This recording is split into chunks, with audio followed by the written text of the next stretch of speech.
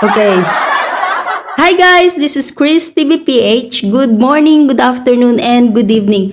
Today's vlog is pag-uusapan po natin yung mga pahayag ni Auntie Claire, ni BP Sara, at yung issue kay Sandro Marcos. Yan, pag-uusapan natin yan.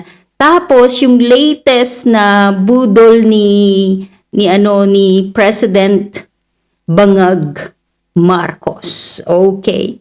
Bibigyan natin ng mababaw na opinion lamang, 'di ba? But don't forget to like and subscribe to my YouTube channel para po matulungan niyo po akong ma-reach ang 2,000 subscribers. Let's go.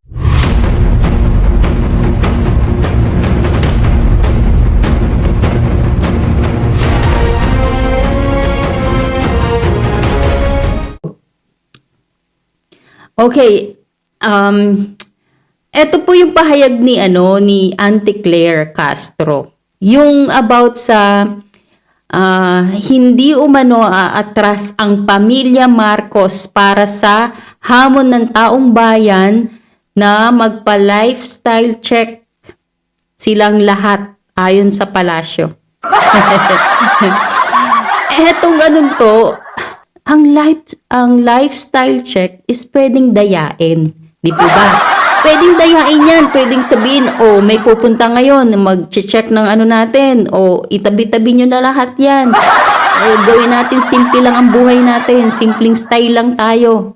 Di ba? May mga ganon na pwedeng dayain. Pero bakit hindi nila kaya magpa-drug test? Sabi 2021 nagpa-drug test na daw bago sila manalo, 'di ba, ng eleksyon.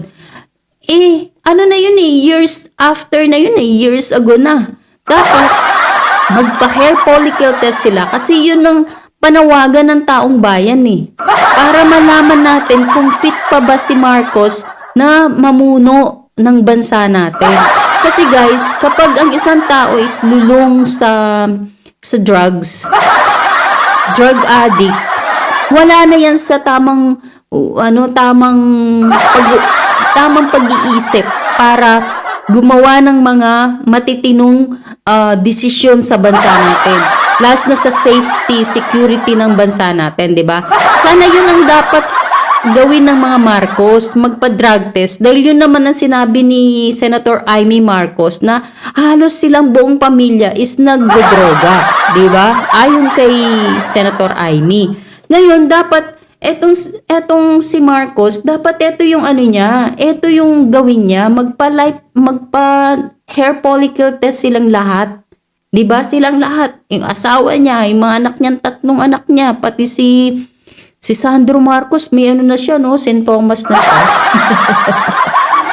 Yung kumikindat-kindat. Diba dapat yan gawin nila, magpa-drug test? Kasi hindi na safe. Biri mo, nakakayang skandalo to nakakayang skandalo sa ibang bansa.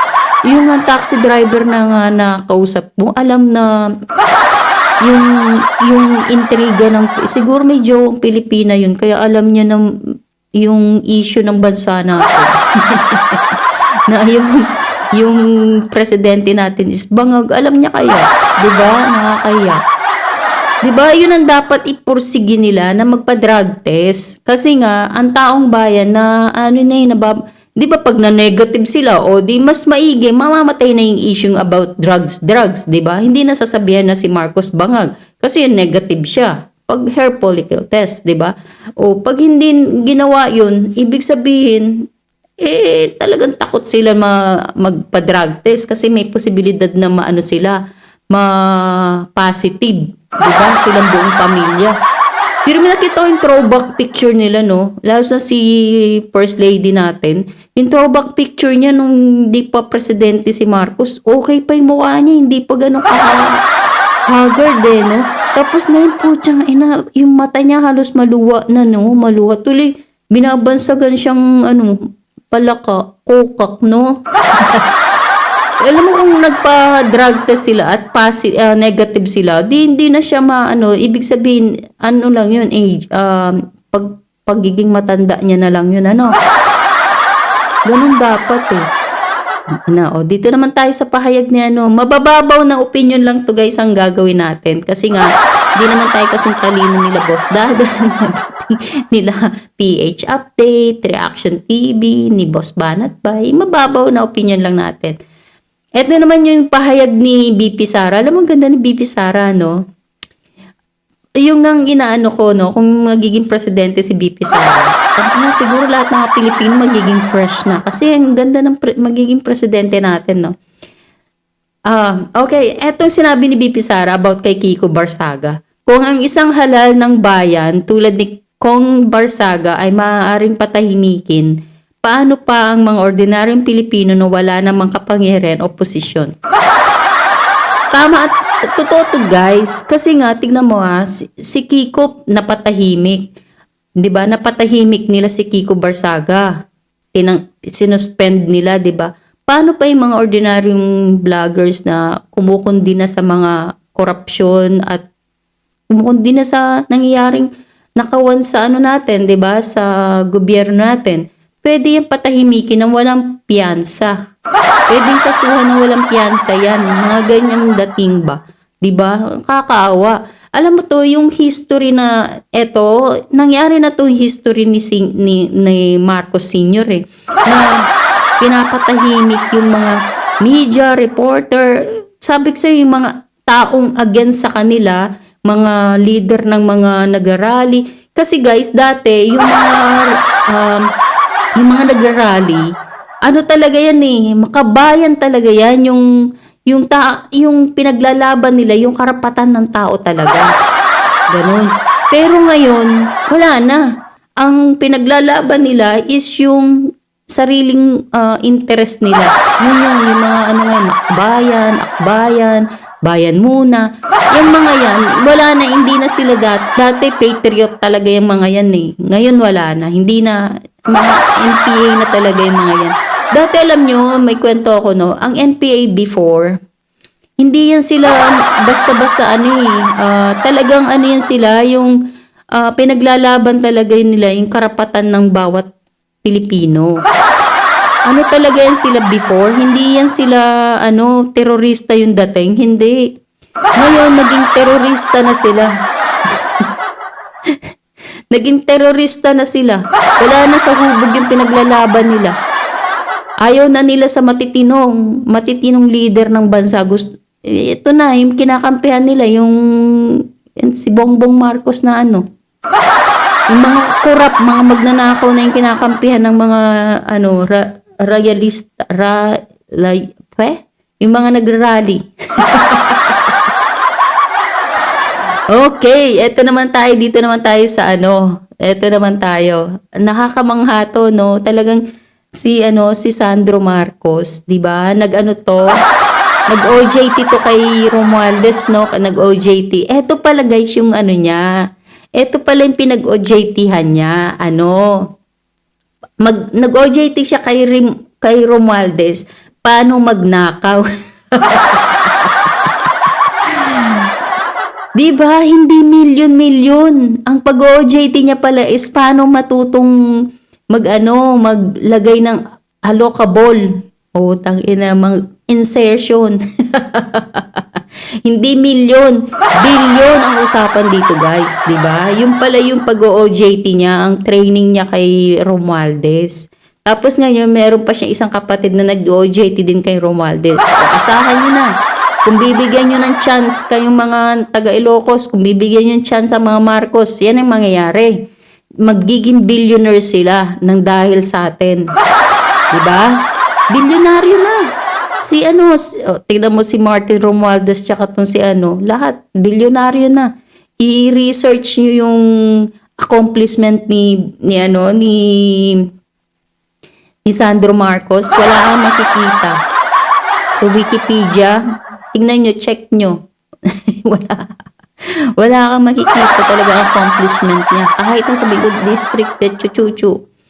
Wala talaga. Parang questionable to. Biri mo, ang yearly, niya, allocable niya is 5 million 5 million. Ang hirap basahin nito guys, ang daming numbers eh. 5 million, tapos ang allocable niya ng 2023 hanggang 2025, pumapalo ng 15 billion. Kaya pala ganito to minamahal ng mga congressmen eh. Kaya pala siya sinisunod ng mga congressman eh. Kasi nga, congressman, kasi siya yung pork barrel king eh, no? Talagang, biro mo naging bilyonaryo sila, ito yung mali-maleta. Diba? Ito yung mga mali-maletang salapi. Putang ina talaga. Ladies and gentlemen, pinayaman natin tong hype na to. Ang naging bilyonaryo siya dahil sa pagbabayad natin ng tax. Kaya tayo, magsumikap tayo, magsipag pa tayo para makapagbayad tayo ng tax at maging trilyonaryo naman siya. Kasi nakakaya naman sa kanya, bilyonaryo lang. Si Sandro Marcos. Gawin nating trilyonaryo to. Kasi nakakaya, di ba? Bakit lang natin ginawang bilyonaryo? Meron pa yung 3 years, may 3 years pa itong hype. Ay, ano ba to? Wala na. Diba 3 years lang pala yung Congress, no? Nakakahiya naman. Kaya dapat gawin natin itong trilyonaryo. Huwag lang bilyonaryo. Kasi, ang hina naman natin. Magtrabaho pa tayo ng magtrabaho. Magbayad pa tayo ng magbayad ng tax. Para maging trilyonaryo na sila. Si Romualdez tsaka to. Tapos yung si Marcos bago bumaba is trilyon na yung pera niya. Pera rin la. Tapos tayo, 'di ba? Trabaho tayo ng trabaho. Kasi nakakaawa naman sila. Kailangan pa nilang ma-reach ang trillioner. Ano ba tawag? Trilyonaryo. Ay, nako. Nakakasakit ng damdamin, no guys? Nakakasakit ng damdamin. Yung tipong tayo yung nagkakanda, hirap-hirap magbayad ng tax. Tapos etong mga hype na to, sila yung nagpapakasasa sa mga pera natin na imbis na ilaan sa mga proyekto na napapakinabangan ng taong bayan, hindi, sila lang nakikinabang. Diba? Sila lang nakikinabang, like nanonood ng ano ba tawag doon, yung race car na yan, concert. Tapos umaarkila ng mga sikat-sikat na mga singers, banda, diba? Nakakaya naman sa kanila kung mababawasan yung yung mga luho ba nila pag hindi tayo nagbayad ng tax, diba? Nakakaya. Kaya gagawin pa natin ng trillioner yung mga yan. Trilyonaryo. Gawin natin trilyonaryo tong si Sandro Marcos kasi bata pa siya. Marami pa siyang nanakawin sa kaban natin. Di umano. Ito naman si Gadon. Singit natin to si Gadon, si Larry Gadon. Sinabi niya, mas maganda daw ang buhay ng mga Pilipino ngayon, sa ilalim ni Marcos administrasyon. Alam mo, ang gumanda lang ang buhay, yung mga magnanakaw na mga kongresista. Hindi ang taong bayan ang gumanda ang buhay. Kahit na saan ka magpunta, tangina. Walang magandang buhay sa panahon ni Marcos. Lahat nagkanda leche-leche. Ang drugs, naglipa na. Eto si Gadon, siya lang gumanda ang buhay. Kasi nabigyan siya ng posisyon sa gobyerno. Kapal ng mukha nito, bobo! Mga lutang no? Basta talaga nasa admin ni Marcos, mga lutang Mga lutang. Pati si Auntie Claire lutang. Ay, nako. Okay. Alam niyo to, di ba? Yung issue kay Marcos, yung sa Bocana Bridge sa Davao City. Eto yung guys. Gusto ko lang, bibigay ko lang ng mababaw na opinion, no? Eto yun, naalala nyo to, ambush shake hands niya sa presidente ng China. Kaya niya to ginawang ambush shake hands, yung kinapalan niya yung mukha niya, para dito. Yan. Para dito. Kasi, malamang yan, before yung shake hands, may nagsabi na siguro sa kanya, boss, matatapos na tong Bukana Bridge sa Davao City. Ang funded niyan ang China. So, kailangan nyo makipag-shake hands sa China at magkaroon ng photo op. Yan, para magkaroon ng photo op at ipakita sa taong bayan na friend kayo ng China para ma-flex nyo tong project na to. Yan guys. Yan yung purpose ng shake hands. Para ipakita niya na friends, maganda yung ng relationship ng China at Philippines. At eto, pwede niyang angkinin tong project na Bukana Bridge sa Davao City. Yan, para sabihin niya, nag-shake hands kami, di ba? Friends kami ng China. Maganda yung relationship natin sa China. Kaya eto, papasalamatan natin. Yan. Eto yan talaga, guys. Yan yung shake hands, ambush shake hands na yan. Eto yung purpose niyan. Na yung legacy niya daw na 4 na legacy, project legacy na ginagawa, 'di ba? Ayan. Ito yung purpose niya, yung ambush shake hands, 'di ba? Kung mapapansin niyo, yan yung purpose ng ambush shake hands, etong project na 'to, 'di ba? Kasi ang funded ng China. So, kailangan niyang gawin 'yun. 'Di ba? Alam niyo na yung purpose niyan. 'Di ba? Dito naman tayo. Balik tayo kay Sandro Marcos. Si Sandro Marcos umaten umaten siya sa ICI. Hindi ba naman sira ulo tong mga to? Sino ang nagtayo ng ICI? Ang tatay niya. Sino ang pumili ng mga tao para sa investigasyon ng ICI? Ang tatay niya. Sinong nagpondo niyan? Ang tatay niya. Putang ina, maabswelto nga siya. Hindi ba naman to sira ulo? Di ba pinagloloko tayo ng mga Marcos, no? Yung mag-iimbestiga sa kanila is kaalyado din nila, ang katuta nila. So, paano sila makakasuhan nito? Paano makikita yung nila, yung mga ghost project nila, yung mga anomalya nila sa flood control? Ang tatay niyang 'di ba? Alang suwayin ng mga sa ICI yung tatay niya, 'di ba? Kaya walang kwenta ang ICI. Wala talaga. Kasi kontrolado ni Marcos ang ICI. Itong anak niya, putang ina, hindi to makakasuhan at hindi to masisilip, makiklear to. Anak ni kung umattend siya sa Senate hearing, di ba? Ng flood control Senate hearing. Tapos si Senator Marcoleta ang mag-question sa kanya on live television. Sige nga, sa tingin niyo makakasagot ng dire-diretso yan? Baka magbakel-bakel yun. Di ba? Yun dapat sa siya, kahit na nga nandyan si Lacson makakaano ba yan siya? Ano ba tawag doon?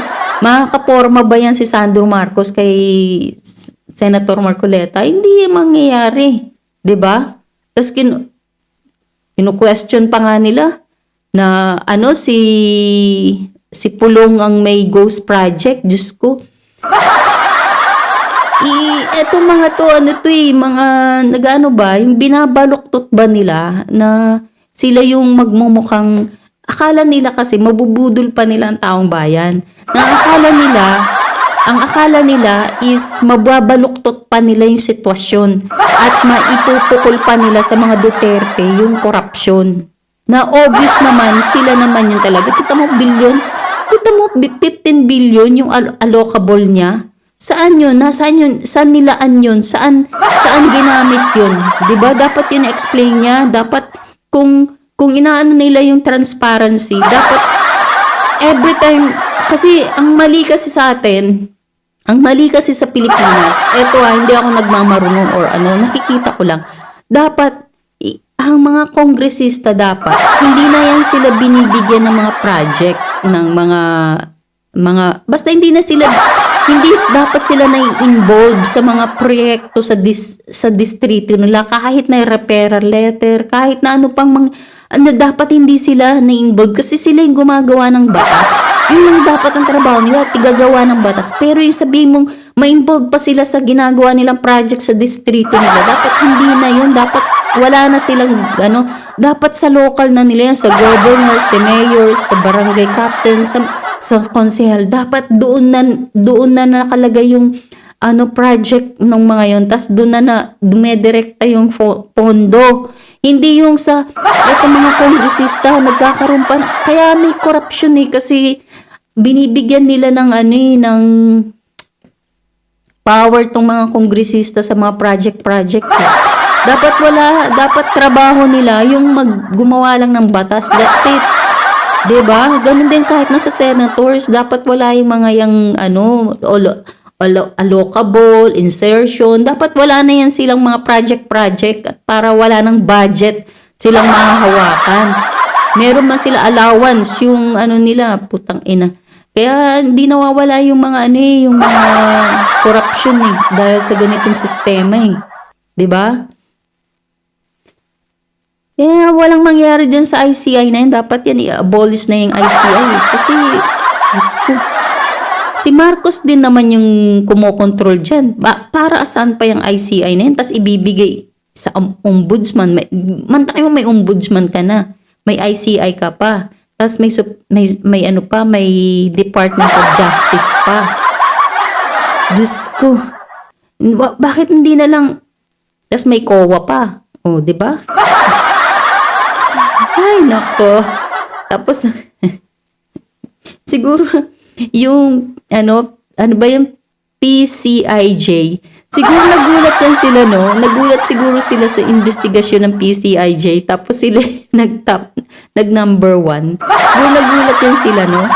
Tang-inang yan. Ay, nako. Ang nakawan sa ating gobyerno ay talamak. Talamak talaga.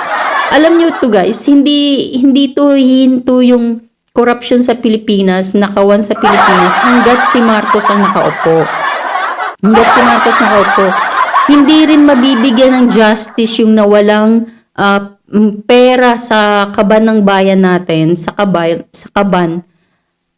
Kasi hanggat si Marcos nakaupo, walang makukulong, walang mapaparusahan. Meron man yung mga maliliit. Yun ang nakakaawa guys, yung mga maliliit na makukulong.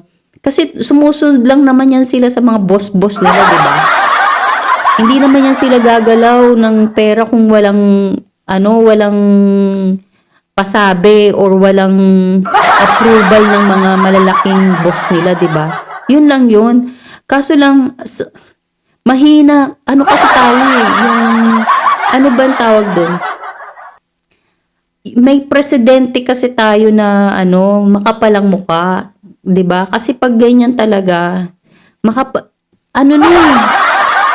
paano ba explain ng ni Marcos?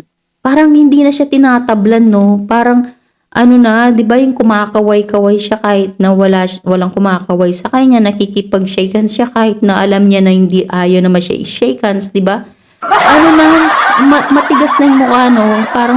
Parang manhid na ba siya? Naive na sa katotohanan na ayaw siya talaga ng taong bayan, 'di ba? Yung feeling niya talagang feeling niya talaga na mahal pa siya ng taong bayan. 'Di ba? Parang na talaga, ang mahirap siyang patalsikin ba? Kasi nga, bakit mahirap patalsikin si Marcos? Gawa ng yung pinklawan tsaka dilawan. Yung ayaw nila sa Duterte, 'di ba? Ayaw nila kay BP Sara. So pag pinatalsik nila ayaw nilang patalsikin si Marcos kasi papalit si BP Sara. Yun, babalik na naman sila. Babalik na naman sila sa kalsada para mag-rally. Tapos mawawala yung pwesto nila sa gobyerno. Yun lang yung kaya takot sila. Tapos yung mga addictus, kaya takot din sila. Tapos yung mga magnanakaw sa kongreso, takot din sila kasi mawawala na sila ng kitaan. Mahirapan silang magnakaw. Yun lang yung kaya sila ayaw nila kay BP Sara. Kaya hanggat maaari talaga tatanggalin nila si BP Sara Diba? Yun yung reality natin ngayon sa bansa natin. Hanggat si Bongbong Marcos ang presidente, ganitong mangyayari sa bansa natin. Kahihiyan sa ibang bansa, paghihirap, gawa ng mahalang mga bilihin, hindi safe kasi kaluwat kanan ng krimen, in drugs, di ba? Bumalik na naman. Yung laglag bala, bumabalik na naman. So, hanggat si Marcos ang natin, 3 years pa, 3.5 years or 3 years pa ang pagtitiis natin. Pagtitiis natin, di ba? Sana maawa ang Diyos. Gisingin one day, bigla niyang katukin si Marcos at ma-realize ni Marcos na kailangan niya na pala mag-step down. Yun na lang. Di ba? Prayers. Yun lang guys for today's vlogs. Don't forget to like and subscribe to my YouTube channel. This is Chris TV PH. God bless you all. God bless us all. Bye!